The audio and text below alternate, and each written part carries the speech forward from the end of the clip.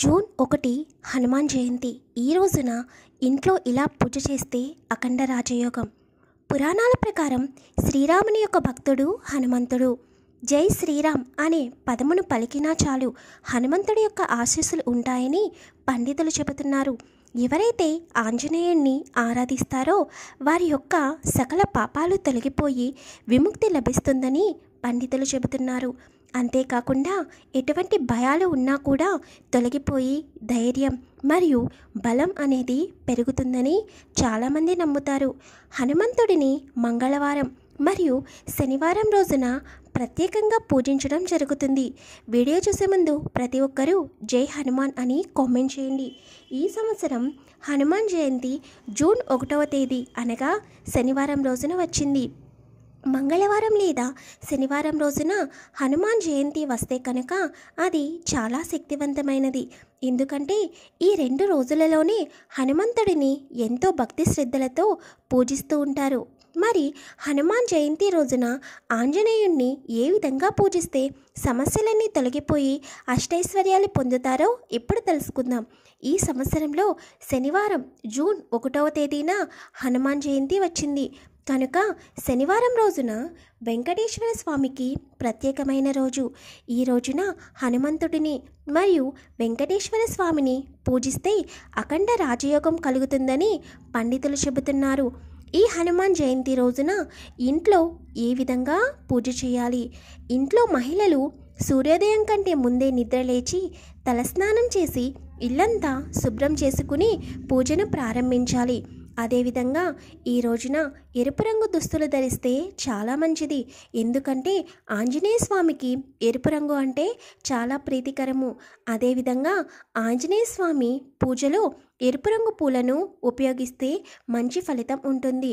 ఇక పూజను మొదలుపెట్టే ముందు ఒక 5 తమలపాకులు తీసుకుని ఒక్కో ఆకుపై గంధంతో జై శ్రీరామ్ లేదా జై హనుమాన్ అని రాసి ఆ తమలపాకులను మీ పూజా గదిలో ఉంచి పూజను ప్రారంభించాలి.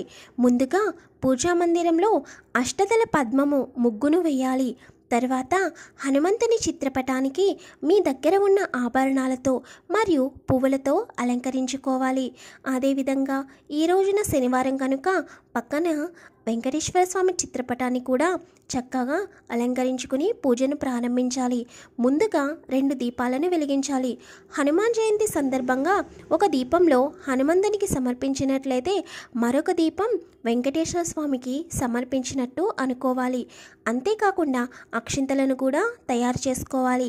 ఇప్పుడు ఒక రాగి చెంబు తీసుకుని దానిలో నీటిని తీసుకుని అందులో బెల్లం కలిపి తర్వాత కొన్ని తులసి ఆకులు వేసి తీర్థాన్ని తయారు చేసుకుని పూజా మందిరంలో ఉంచాలి. ఇలా తయారు చేసిన తీర్థాన్ని పూజ ముగిసిన అనంతరం ఇంట్లో ఉన్న కుటుంబ సభ్యులందరూ తీర్థంలాగా స్వీకరించాలి. హనుమంతుడికి మీ శక్తి కొలది ఎటువంటి నైవేద్యం అయినా సమర్పించవచ్చు. ఎటువంటి ప్రసాదం తయారు చేయలేని వారు కనీసం బెల్లం ముక్కనైనా దేవునికి నైవేద్యంగా సమర్పించవచ్చు.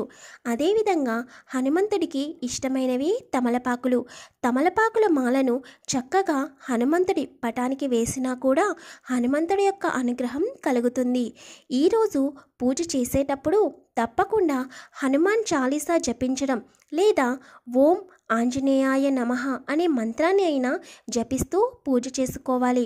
పూజ చేసి అంతసేపు భక్తితో హనుమంతుడిని మనసులో లగ్నం చేసుకుని పూజ చేస్తే కనుక మీ జీవితంలో ఉన్న సమస్యలు అన్నీ తొలగిపోయి సంతోషాలతో సిరి సంపదలతో జీవిస్తారు. అలాగే 5 తమలపాకులను హనుమంతుడి విగ్రహం లేదా చిత్రపటం ఎదురుగుండా పెట్టి అక్షింతలతో హనుమాన్ చాలీసా కానీ లేదా హనుమాన్ దండకం కానీ పఠిస్తూ పూజ చేసుకోవాలి. ఇక పూజ ముగిసిన అనంతరం హనుమంతుడికి కర్పూర హారతిని ఇచ్చి మీ మనసులోని కోరికను చెప్పుకొని నమస్కరించుకోవాలి. తర్వాత పూజా మందిరంలో ఉన్న బెల్లం నీటిని అందరూ తీర్థంలాగా తీసుకోవాలి. ఇంట్లో పూజ చేసిన తర్వాత ఒక బిర్యానీ ఆకు తీసుకుని దాని మీద మీ కోరికను రాసి ఆకును కాల్చి తర్వాత ఒక గాజు గిన్నెలో వేయండి. ఆకును కాల్చిన తర్వాత వచ్చిన బూడిదను పూల మొక్కకు వేసి నీరు పోయండి. ఇలా చేయడం వలన మీరు రాసిన కోరిక అనేది త్వరలోనే నెరవేరుతుందని చెబుతున్నారు. తర్వాత ఇంట్లో సాంబ్రాణి ధూపం వెయ్యాలి. ఇలా వెయ్యడం అనేది చాలా మంచిది.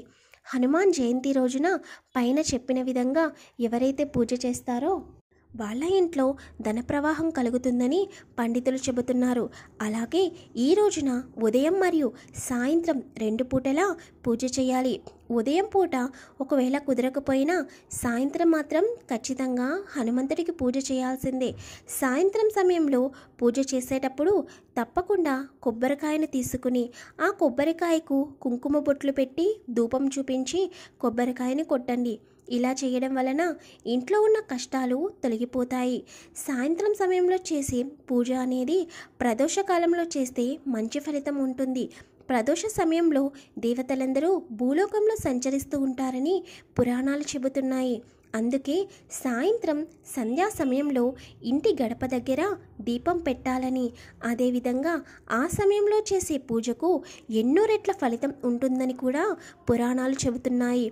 తెల్లవారుజామున బ్రహ్మముహూర్తంలో చేసే పూజకు మరియు సాయంత్రం సమయంలో ప్రదోష సమయంలో చేసే పూజకు మిగతా సమయాలలో చేసే పూజ కన్నా ఎన్నో రెట్ల ఎక్కువ ఫలితం లభిస్తుంది.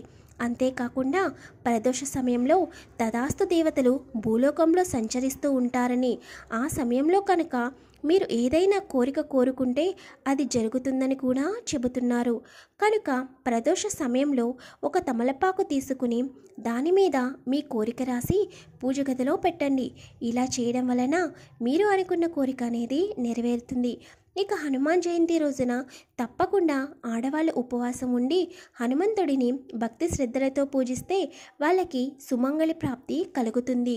ఇంట్లో నెగిటివ్ ఎనర్జీ ఎక్కువగా ఉన్నవారు, ఆర్థిక సమస్యలతో సతమతమవుతున్న వారు హనుమాన్ జయంతి రోజున ఒక గాజు గిన్నె తీసుకుని దానిలో రాళ్ళ ఉప్పు వేసి దాని మీద ఒక నిమ్మకాయ ఉంచి మీ ఇంట్లో ఎక్కడైనా ఒక మూలన ఉంచండి. ఇలా చేయడం వలన ఇంట్లో ఎటువంటి ప్రతికూల శక్తులు ఉన్నా కూడా తొలగిపోయి ఇంట్లోకి సానుకూల శక్తి అనేది ప్రవేశిస్తుంది. అలాగే సాయంత్రం సమయంలో హనుమాన్ జయంతి రోజున సాయంత్రం ప్రదోష సమయంలో హనుమంతుడి ఆలయానికి వెళ్ళి అక్కడ దీపారాధన చేయండి. హనుమాన్ జయంతి రోజున ఇలా ఎవరైతే గుడిలో ఈ సమయంలో దీపం వెలిగిస్తారో వారికి ఆయురారోగ్యాలు అష్టైశ్వర్యాలు చేకూరుతాయని పండితులు చెబుతున్నారు. అలాగే హనుమంతుడికి ఆ రోజున తమలపాకులతో పూజ చేయించడం అనేది చాలా మంచిది. చాలామంది హనుమంతుడి ఆలయానికి వెళ్ళినప్పుడు నిమ్మకాయలు తీసుకొచ్చి ఇంటికి కడుతూ ఉంటారు. అదేవిధంగా హనుమాన్ జయంతి రోజున తప్పకుండా హనుమంతుడి ఆలయానికి 5 నిమ్మకాయలను తీసుకుని వెళ్ళి హనుమంతుడి దగ్గర పెట్టి పూజ చేయించి వాటిని ఇంటికి తీసుకొచ్చి ఇంటి ప్రధాన ద్వారానికి కట్టడం వలన ఇంట్లోకి ఎటువంటి దుష్టశక్తులు కూడా ప్రవేశించకుండా ఉంటాయి. అదేవిధంగా ఇంట్లో ఎటువంటి నెగిటివ్ ఎనర్జీ ఉన్నా కూడా బయటకు పోతుంది. ఎందుకంటే ఈరోజు చాలా శక్తివంతమైనది. శనివారం మరియు హనుమాన్ జయంతి ఒకే రోజున రావడం అనేది చాలా మంచిది. కనుక ఈరోజు హనుమంతుడికి శక్తి అనేది ఎక్కువగా ఉంటుంది. అదేవిధంగా ఆంజనేయ స్వామి ఆలయానికి వెళ్ళినప్పుడు ఎవరు కూడా దేవుడి విగ్రహాన్ని తాకకూడదు. ముఖ్యంగా స్త్రీలు అయితే ఆంజనేయ స్వామి విగ్రహాన్ని పొరపాటును కూడా తాకరాదు.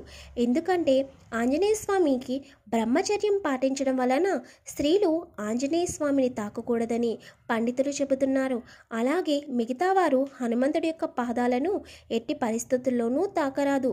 ఎందుకంటే హనుమంతుడి పాదాల దగ్గర భూత ప్రేత పిశాచాలు ఉంటాయని, హనుమంతుడు పాదాల కింద వాటిని అణిచివేస్తారని, కనుక ఆంజనేయ స్వామి పాదాలను తాకకూడదని పండితులు చెబుతున్నారు.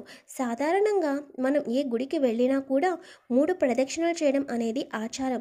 కానీ హనుమంతుడి ఆలయానికి వెళ్ళినప్పుడు మాత్రం తప్పకుండా ప్రతి ఒక్కరూ 5 ప్రదక్షిణలు చేయాలి. ఎందుకంటే హనుమంతుడిని పంచముఖ ఆంజనేయ స్వామి అని పిలుస్తారు. కనుక ప్రతి ఒక్కరూ హనుమంతుడి ఆలయానికి వెళ్ళినప్పుడు 5 ప్రదక్షిణలు చేయడం చాలా మంచిది. ఈ వీడియో కనుక మీకు నచ్చినట్లయితే జై హనుమాన్ అని కామెంట్ చేయండి, వీడియో లైక్ చేయండి, ఛానల్ని సబ్స్క్రైబ్ చేసుకోండి.